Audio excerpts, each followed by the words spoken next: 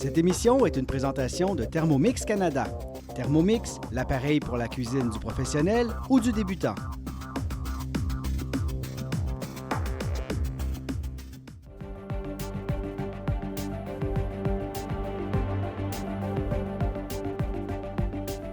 Je suis Michèle Réaume et l'émission qui suit est mon projet d'accès. Bon visionnement!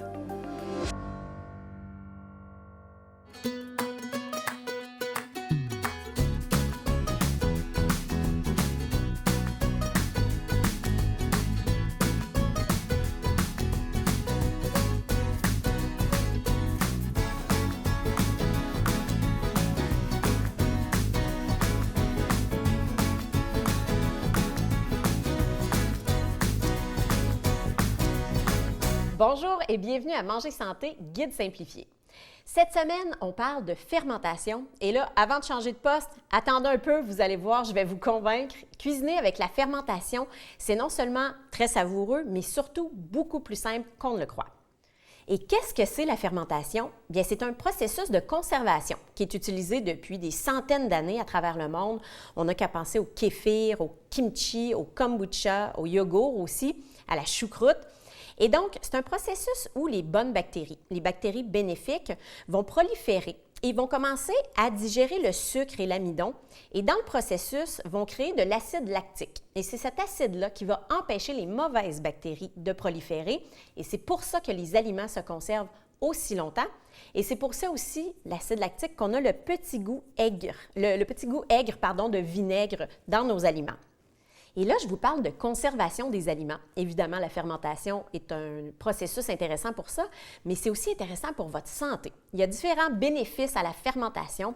Le premier, c'est pour votre flore intestinale. On parle de bonnes bactéries, donc évidemment, en mangeant des aliments qui ont été fermentés, ça va aider votre système digestif.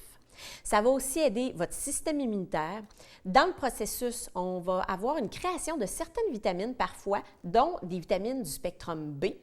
Ça peut aussi vous aider avec les rages de sucre. Ça peut être surprenant, mais de consommer des produits qui ont été fermentés de façon régulière, ça peut vous aider avec les rages de sucre. Moi, ce que je fais avec les produits fermentés comme la choucroute, le kombucha ou le kéfir, c'est que j'essaie de les intégrer de façon régulière dans mon alimentation. Donc, le kéfir, par exemple, pourrait remplacer votre yogourt le matin. Vous pourriez mettre des fruits, des noix. Le kombucha, c'est un thé fermenté, donc on peut l'utiliser en après-midi. Au lieu de vous faire un thé, vous pourriez vous prendre un bon verre de kombucha. L'été, entre autres, c'est hyper hydratant, c'est vraiment désaltérant. Et la choucroute, moi, je l'utilise en collation. Des fois, en après-midi, quand j'ai le goût de quelque chose qui croque sous la dent, donc des fois, on aurait tendance à aller vers des croustilles ou une collation qui est un peu moins santé. Mais là, je vous conseille d'y aller vers la choucroute. C'est surprenant. Encore là, ça peut aider avec les rages de sucre et c'est plutôt croustillant, donc c'est délicieux. Et là, d'ailleurs, aujourd'hui, on va faire quelques recettes de fermentation, mais on ne fera pas de choucroute. Alors, je vous propose mon coup de cœur côté choucroute. C'est les produits TAP. Là, j'ai le petit format, mais ça se fait aussi en plus gros format, là, presque le double, je pense, presque 700 ml.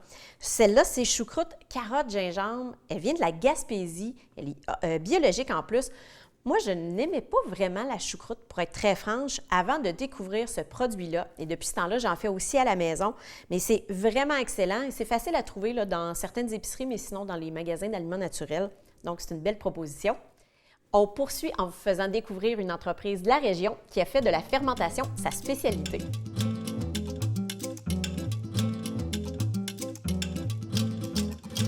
Une nutrithérapeute dans un magasin de kombucha, c'est un peu comme un enfant dans un magasin de bonbons.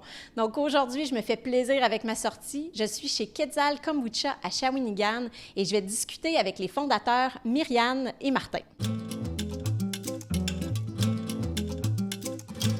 Allô Martin? Bonjour. Merci de nous recevoir. Ça fait plaisir. Bienvenue. Merci. Tout d'abord, j'aimerais que tu m'expliques comment on atterrit dans l'univers du kombucha, comment ça s'est passé pour toi et Myriane. Dans le cas de Myriane, sa mère en faisait quand elle était jeune. Donc, Myriane, ça fait longtemps qu'elle en fait. Pour ma part, j'ai vraiment découvert le kombucha. C'est Myriane qui m'a fait découvrir le kombucha. Et puis, on travaillait les deux pour la microbrasserie Tour du Diable. Et m'est arrivé un jour avec ça, puis j'ai commencé à en boire. Puis j'ai dit « Wow, c'est vraiment bon, j'aime ça. Faudrait qu'on... Je pense que je vais m'en acheter plus souvent. » Puis Myriane me dit « Ah, je suis capable d'en faire, j'en fais souvent chez nous. » « Ah ouais, OK, bon, je pense que je pense qu'on va essayer d'en faire les deux ensemble. Donc, on a commencé à en brasser, on faisait goûter à nos collègues du Trou du Diable. On avait vraiment des bons feedbacks. Et puis, l'idée est venue à partir de là, de partir notre compagnie. Donc là, vous êtes partenaire dans la vie et partenaire en affaires. Exactement, oui. Et donc, le local que vous avez créé ici à Shawinigan, la Kombucheria, c'est assez unique, je pense, au Québec. Je crois qu'on est la seule la seule compagnie qui fait du kombucha et qui ont un taproom, si on veut. Donc, les gens peuvent vraiment venir goûter le kombucha ici sur place. Puis c'est ça qui est le fun ici aussi, c'est qu'on est un laboratoire. Donc, on a nos 3 saveurs en bouteille qu'on vend aussi sur place, mais à chaque semaine, on essaye des nouvelles saveurs. Donc, comme là, la semaine qu'on vient de passer, on avait tarte aux pommes, on avait prune thé des bois, on avait aussi bleuet romarin. C'est ça que le monde apprécie aussi, je pense. Alors, Myriane, toi qui étudies en biochimie, j'aimerais que tu nous expliques un peu pour les néophytes comment on fait du kombucha. C'est quoi le processus là, avec le champignon, tout ça? Ça peut faire peur à certains. Ça a l'air compliqué, c'est pas compliqué en fait, c'est vraiment simple. Ce qui est vraiment idéal, des fois, c'est peut-être d'en faire avec quelqu'un qui est habitué, là, parce que quand on regarde sur Internet, on a toutes les infos, mais ça peut avoir l'air... C'est simple. Premièrement, ce n'est pas un champignon. Qu'on se le dise. Ça ressemble la couche qui est sur le dessus, là, c'est vraiment un biofilm de cellulose. C'est les bactéries qui créent ça pour comme un peu conserver leur milieu de culture intact puis se protéger. En gros, c'est une fermentation mixte, fermentation sauvage de bactéries et de levures. Un peu à cheval entre la bière, le yogourt, la choucroute, tous les autres produits fermentés. Puis en gros, ce qu'on a besoin de faire, on a besoin de thé. On infuse du thé, on ajoute du sucre. Puis ensuite, ça nous prend un ferment. Donc, le fameux champignon, là, le SCOBY qu'on appelle dans le milieu, ça nous prend ça, puis ça nous prend un peu de kombucha déjà fermenté aussi. Ça, c'est important pour faire descendre le pH. Ça l'aide à commencer la fermentation, puis à protéger aussi contre les autres micro-organismes. Et là, je pense que Quetzal Kombucha est rendu un peu partout au Québec. Vous êtes quand même assez loin, là. Ah oui, jusqu'à Sept-Îles, ça c'est notre plus loin. Sept-Îles, Lac-Mégantic, c'est loin ça aussi. Quand même. Mais oui, on arrive à 45 points de vente ce mois-ci. Ça va vraiment vite. En fait, il y a beaucoup de demandes pour le kombucha en général, là. C'est un produit émergent au Québec, mais c'est tellement une belle... Vous êtes dans l'air du temps, hein? Oui, il y a vraiment une vague là, en ce moment. En Mauricie, pour les gens qui veulent essayer votre kombucha, évidemment, on peut venir ici à la Kombucheria, discuter avec vous. Ben oui. Mais sinon, où est-ce qu'on peut aller pour boire vos produits? Bien, on est à la microbrasserie Le Trou du Diable, on est au pub, on est à leur boutique aussi. On est en ville un peu partout. Je vois ici en face là, au Schnappant, boulangerie tous les jours dimanche. Sinon, sur Trois-Rivières, marché Notre-Dame, belle petite épicerie. On est au Café Frida, en bouteille, mais aussi en fût. On est au temps d'une pinte, en fût bientôt aussi. Restaurant Éléphant, belle place, ceux qui connaissent pas. Bonne bouffe indienne. Ouais. Super. Bien, on va vous envoyer des gens, c'est sûr. Alors, merci de nous avoir reçus. Bien, merci. Alors, on se lance dans notre première recette de fermentation. Je vous propose de faire un kéfir. Donc, ça ressemble un peu à du yogourt. Et vraiment, ça ne pourrait pas être plus simple. Normalement, on a besoin de 2 ingrédients, du lait et la culture de kéfir. Aujourd'hui, je vous le propose avec du lait de coco. Donc, ça fait un peu différent. Pour ceux qui ne consomment pas de produits laitiers, bien, ça vous fait une belle alternative. Donc là, j'ai une boîte de conserve de lait de coco qui est dans mon chaudron, mais je voulais surtout vous parler pour débuter de la fameuse culture de kéfir. Ça se trouve en épicerie ou en magasin d'aliments naturels. C'est dans les produits réfrigérés. Et je vous montre à l'intérieur, là, c'est de la culture. Donc, c'est une petite poudre. Je vais vous montrer de quoi ça a l'air dans un instant. Il y a 6 sachets comme ça. Et lorsque vous faites une grosse quantité, donc lorsque vous avez environ 1 litre de lait ou de lait de coco, vous allez utiliser un sachet au complet, un sachet de 5 grammes. Là, moi, j'ai utilisé une plus petite quantité. Je l'ai divisé parce que j'utilise très peu de ma culture, vous voyez, parce que j'ai seulement une boîte de conserve de lait de coco, parce que pour moi, c'est une quantité suffisante là, quand je veux me faire un petit yogourt, un petit kéfir le matin. Donc, très facile, les instructions sont sur la boîte. Donc, je vais vous montrer un peu comment ça fonctionne, mais vous ne pouvez pas vous tromper. À l'endos, vous avez toutes les instructions. Lorsqu'on débute, on fait bouillir notre lait de coco Donc, on monte là, la température jusqu'à ébullition et ensuite, on le laisse refroidir. On veut que ça baisse à environ 73 jusqu'à 77 degrés. Donc, moi, là, ça fait un petit bout de temps qu'il refroidit. La température est parfaite. Donc, ce que je vais faire, je vais venir chercher seulement une partie de mon lait de coco et je vais le verser sur ma culture. Et là, mon paquet est resté au frigo là, jusqu'à toute dernière minute. On le conserve au frigo. Tant que les sachets ne sont pas ouverts, là, ça peut évidemment se conserver très longtemps. Et là, je vais venir seulement bien mélanger ma culture dans mon lait de coco. C'est pas grave s'il y a quelques grumeaux. On va bien le mélanger ensuite. Je vais prendre un fouet dans le reste de mon lait de coco. Ce qu'on veut, c'est commencer à mélanger le tout. Et là, ici, je vais venir tout simplement le remettre dans mon chaudron. Je vais m'assurer que toute ma culture y est. Je tasse ça. Et là, je vais venir le fouetter comme il faut. Là, vous voyez, mon mélange est déjà fait. C'est pas très, très compliqué. Et là, on se lance dans la portion fermentation. Je vais venir vider le tout dans un bol. Et pour que ça fermente, ça doit être à température pièce. Donc là, mon bol, je vais le laisser sur le comptoir à température pièce pendant 24 heures ou jusqu'à coagulation. Et moi, j'utilise un coton à fromage. Vous pourriez mettre un élastique là, pour être sûr que ça ne bouge pas. Mais l'idée, c'est de recouvrir comme ça sur le comptoir. Moi, je le mets au coin ici là, pour pas qu'on le voit parce qu'évidemment, avec la magie de la télé, je vous en amène un qui est prêt. Donc, voici, ça, c'est mon kéfir qui est resté à température pièce pendant 24 heures. Et là, ensuite, je l'ai mis au frigo. Donc, lui, il sort du frigo parce qu'après le 24 heures à température pièce, on veut le mettre environ 8 heures au froid, au frigo, pour que le processus de fermentation arrête. Donc, moi, vous voyez, ça fait, comme je dis, un bon 8 heures. Et là, je l'ai sorti du frigo et il y a vraiment une texture plus coagulée. Alors là, je vais venir seulement lui donner un petit coup de fouet pour bien mélanger. On a une belle texture bien onctueuse. Il est vraiment plus épais. Justement, ça ressemble vraiment plus à un yogourt. Et il serait prêt. C'est tout simplement ça. Donc, le matin, dans un beau bol, je vous donne un exemple, là. Je vais venir me servir mon bol de kéfir. Ça se boit comme un verre de lait aussi. Il y a beaucoup de gens qui boivent le kéfir, tout simplement. Tiens, je vais le vider au complet. Qui boivent le kéfir comme un verre de lait. C'est délicieux. Vous pourriez mettre un peu de miel. Vous pourriez mettre un peu de sirop d'érable. Moi, je vais y aller très simple aujourd'hui. Je vais mettre quelques bleuets, quelques baies de goji. Donc, je me fais un bol. Un peu de chia, comme ça.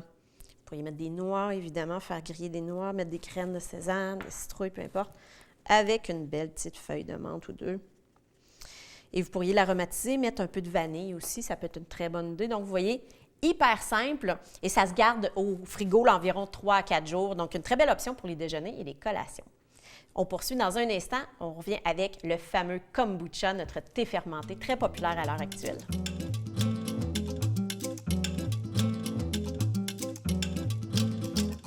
Alors non, je ne fais pas de la science, je ne suis pas dans un laboratoire avec ma fumée.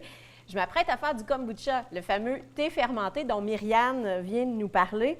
Alors j'arrête mon eau qui bouille parce que dès qu'elle bout, ce que je vais faire, je me dépêche, je vais venir mettre une tasse de sucre. Donc là, j'ai commencé raide, là, mais c'est parce que je voulais profiter de mon ébullition de mon eau. Pour faire du kombucha, évidemment, on fait un thé. Pour débuter, donc, on prend une eau qui bout et on vient mettre du sucre. Le sucre va être digéré par notre fameux SCOBY, notre fameux champignon, comme certains l'appellent. Donc, n'ayez crainte, ce n'est pas une boisson qui est très sucrée. On digère le sucre. On l'expliquait tout à l'heure, c'est ça le principe de la fermentation. Nos bonnes bactéries digèrent notre sucre ou notre amidon. Donc, là, vraiment, il est parfaitement dissous. Et c'est là que je vais venir ajouter mon thé. Et là, je fais juste le tasser. De toute façon, il n'y a plus besoin d'être à la chaleur à partir d'ici. Je vais vous parler du thé. Il y a différentes façons de l'infuser. Moi, je me prends tout simplement un petit coton à fromage et je viens mettre mon thé à l'intérieur et je referme le coton à fromage. Et là, c'est la partie de création parce qu'on peut vraiment utiliser le type de thé qui nous intéresse. Donc, moi, j'utilise souvent le même mélange. J'adore le thé au gingembre et le thé au citron. Donc, là, je vais faire un mélange de mes thés. Ça, c'est mon petit thé au gingembre. Et j'ai un thé au citron. Prenez des thés verts ou des thés noirs. On veut qu'il y ait de la caféine, c'est voulu. Et là, pour ceux qui se le demandent, le kombucha en général, celui qu'on achète en magasin, il y a environ autour de 0,5 % d'alcool peut-être.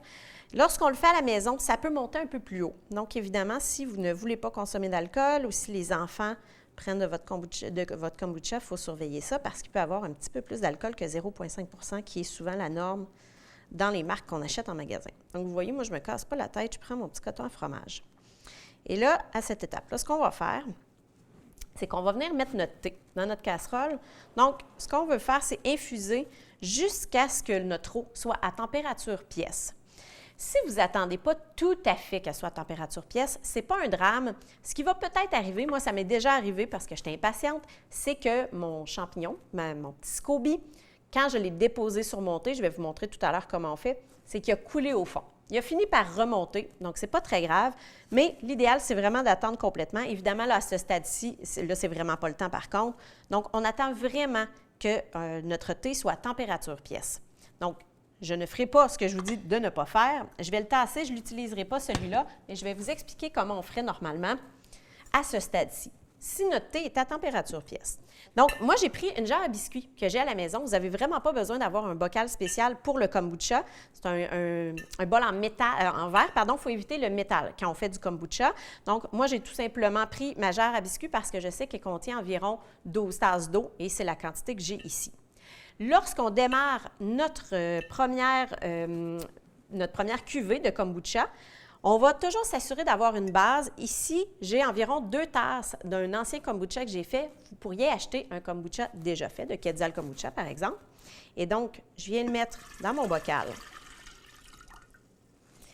Et c'est dans ce bocal-là que j'ajouterai mon thé qui a été infusé et qui est revenu à température pièce. Et c'est par-dessus tout ça que j'ajouterai mon fameux SCOBY. Et là, on va avancer dans le temps. Je vais vous montrer ce que ça donne. Parce que dans le fond, là, moi, normalement, on le couvre aussi. Donc, je vais vous le montrer, là. Je vais vous montrer le gros résultat parce que moi, je fais beaucoup de kombucha parce que j'en bois beaucoup. Alors, vous voyez, j'ai acheté la version géante de ma jarre à biscuits. Donc, lorsque j'ai mis mon kombucha de départ, qui aide à débuter le processus de fermentation, ensuite mon thé qui était refroidi, évidemment, j'ai enlevé la poche de thé. C'est là que je suis venue déposer mon SCOBY sur le dessus. J'ai mis un coton à fromage, ici j'ai mis un élastique, et là, on va le laisser dans un endroit frais et sombre. Moi, je le mets dans une armoire, tout simplement, dans ma cuisine, et on l'oublie. Là, ça va vraiment dépendre. Parfois, c'est 1 semaine, parfois, c'est 2 semaines. Ça va dépendre de la température. Moi, l'été ou l'hiver, ce n'est pas du tout la même chose. Ça va dépendre de la pression atmosphérique dans votre maison, de la température. S'il fait beau, s'il pleut, il y a une différence. Le truc, c'est tout simplement d'y goûter parce que ça dépend aussi de votre goût. Plus vous allez avancer dans le temps, plus votre kombucha va être aigre, plus il va goûter le vinaigre. Plus il y a de bénéfices aussi. Par contre, au niveau du goût, c'est peut-être un peu moins agréable. Donc, plus on avance dans le temps, plus le sucre a été digéré. Donc, vous allez trouver votre équilibre à savoir à quel moment vous le trouvez juste assez sucré pour que ça soit agréable, mais pas trop non plus parce qu'on veut les bénéfices santé. Et là, je veux vous parler du fameux SCOBY parce que là, on le voit un peu dans le bol, mais je veux vous montrer. Moi, je les nomme. Ça, c'est le tout premier que j'ai créé. Il s'appelle Marty. Et donc, on a Marty Junior parce que quand on crée des SCOBY, ils se multiplient à la longue. Donc, un instant, ce que je vais faire, je vais tasser ça ici pour que vous voyez bien. Alors ici, on a Marty Junior qui est plus petit parce que ce que vous pouvez remarquer, c'est que les SCOBY vont grandir selon la grandeur de votre bocal. Donc, moi, j'avais ma petite jarre à biscuits quand j'ai créé celui-là. Et ensuite, j'en avais un identique de cette grandeur-là que j'ai mis dans un bocal comme ça. Et à force de faire du kombucha, il s'est agrandi pour vraiment épouser la forme là, et la grandeur de mon gros bocal lorsqu'on utilise un SCOBY. Et c'est là, dans le fond, le nerf de la guerre. Quand on parle de fermentation, on parle de faire attention à la manipulation. C'est l'étape qui est cruciale. On ne manipule pas le SCOBY sans s'être lavé les mains. Et donc, je vais vous le montrer un peu au niveau de la texture et je vais me laver les mains. Et là, ce qui est important, c'est de se laver les mains, mais ne pas s'essuyer les mains avec une serviette de cuisine qui a déjà été utilisée, qui pourrait avoir des bactéries. Donc, on protège bien nos mains et on va utiliser des essuie-tout. On est un petit peu moins écolo, cette portion-là, mais c'est que ça va vraiment nous éviter de contaminer notre SCOBY. Si vous faites cette étape-là de façon assidue, il n'y aura pas de problème. Donc, je veux vous le montrer. Notre SCOBY, là, il est un peu gélatineux et ça se tient quand même bien. Vous allez voir, à l'endos, là, des fois, il se sépare aussi. Il y a vraiment une drôle de texture. Ça sent rien. C'est vraiment gélatineux. Et moi, ce que je fais, là, dès que j'ai terminé un kombucha, si je n'en refais pas immédiatement, je ne le réutilise pas, je le garde dans un fond de kombucha. Donc, le kombucha que je viens de créer, je m'en garde un fond dans un pot maçon. Je m'assure de rentrer mon SCOBY complètement, donc il se plie bien, là, il ne se déchire pas.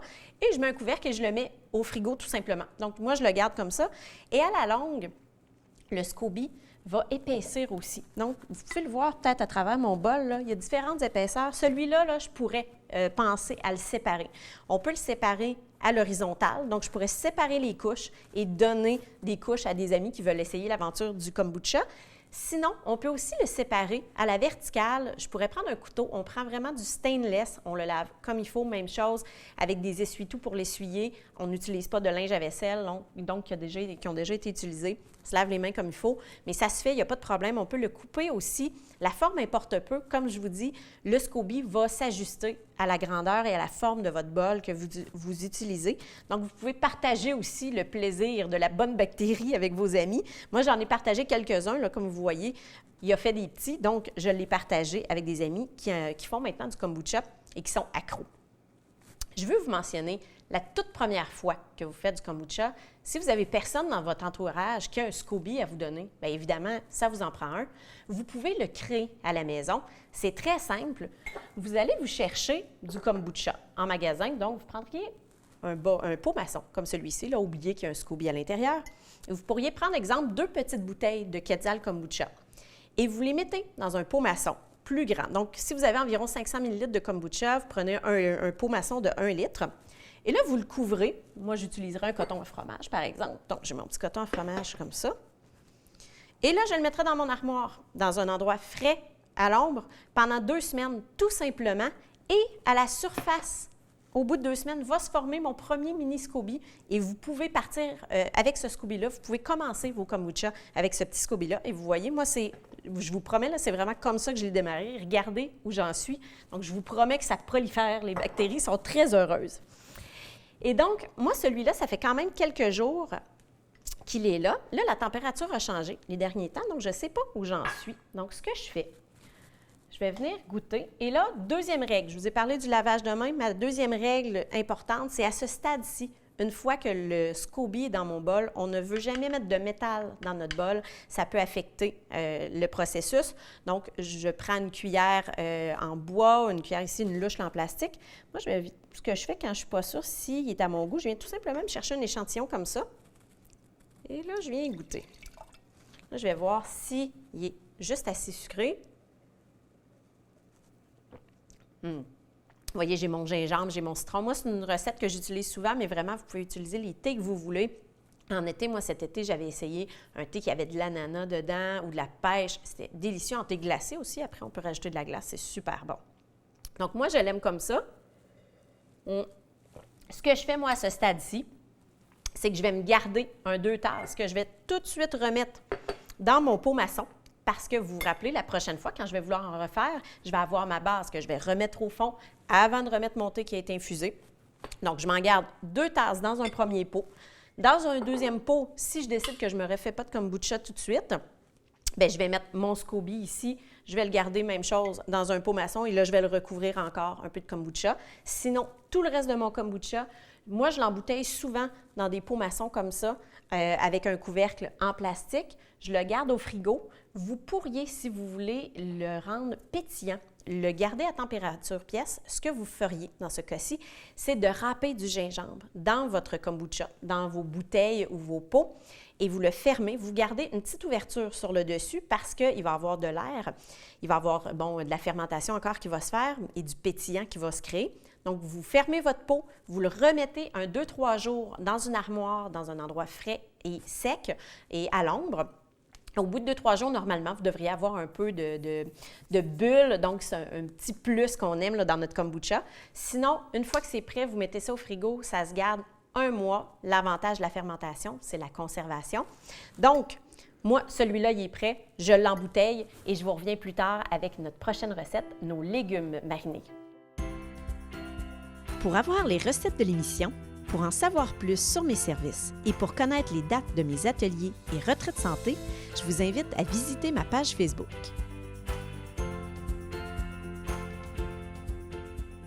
Alors, on termine notre spéciale fermentation avec des légumes. Souvent, lorsqu'on parle de légumes marinés, on parle de concombre. Mais aujourd'hui, j'ai pensé faire des fèves. Présentement, c'est assez en vogue là, avec les blodés César, entre autres, quand on va dans les restos. On a souvent une petite fève marinée dans notre verre. Alors, j'ai pensé à des fèves. Donc là, j'ai pris un pot maçon dans lequel je vais mettre mes fèves que j'ai bien lavées. Je vais remplir. Donc, ici comme ça. À ça, je viens ajouter environ une cuillère à thé de graines de moutarde. J'y vais de façon approximative. Je vais ajouter environ une cuillère à soupe d'aneth. Vous pourriez en mettre plus ou moins, dépendant de vos goûts. Et je vais mettre du sel. Je mets une bonne cuillère à soupe et demie. J'en veux quand même une bonne quantité. On fait quand même un légume mariné. Et voilà. Et c'est pas plus compliqué que ça. Je viens ajouter mon eau. Je viens couvrir, tout simplement. Et je vais bien couvrir d'eau. Et ensuite, j'ajoute mon couvercle. On va oublier comme ça 3 jours à température pièce sur le comptoir avant de transférer au frigo. Et c'est aussi simple que ça. On a le résultat ici. Donc, je vous montre. Je vais le servir comme ça dans une assiette. Et là, j'ai pensé à mon petit concept. J'ai un petit jus de légumes ici, donc on pourrait le servir aussi dans notre petit jus de légumes. Donc, je les montre une fois terminés. Ils sont vraiment délicieux. S'il y a des bouts d'aneth là, que ça ne vous plaît pas, vous pourriez les enlever. Alors, je m'en mets 1 ou 2 comme ça dans mon petit jus de légumes. Et voilà pour nos légumes marinés. Alors, la semaine prochaine, on s'attaque au rhume et aux grippes. On essaie de survivre à la saison des virus et des bactéries grâce à l'alimentation. À la semaine prochaine!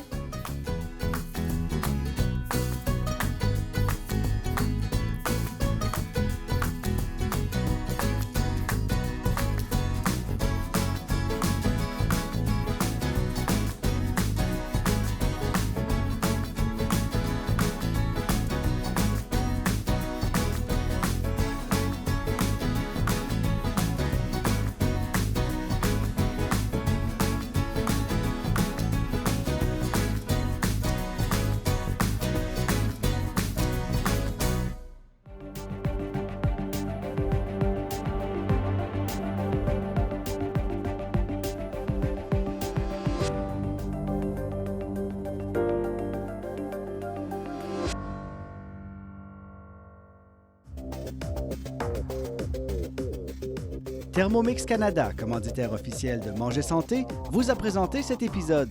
Retrouvez plus d'informations sur thermomixcanada.ca.